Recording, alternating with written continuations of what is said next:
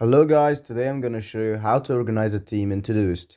First, after creating your team, you can just add section to the team. Let me name the section test, test 1 and add a section. And you can add tasks inside the section. Let me add task 1 and task 2.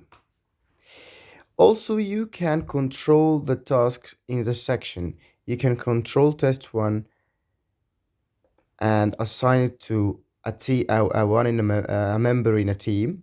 Let me just assign it to Daniel.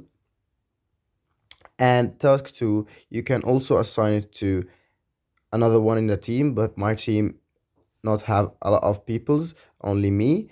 I will assign it also to Daniel. And then you can control the priority of the task, if it priority 1 or 2 or 3, whatever. And also you can control the due of this task, either today or tomorrow or next week. Or you can also choose any day in the calendar. Let me just choose tomorrow.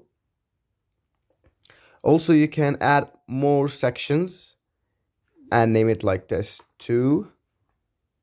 And inside every section, you can add whatever task do you want. Thank you for watching.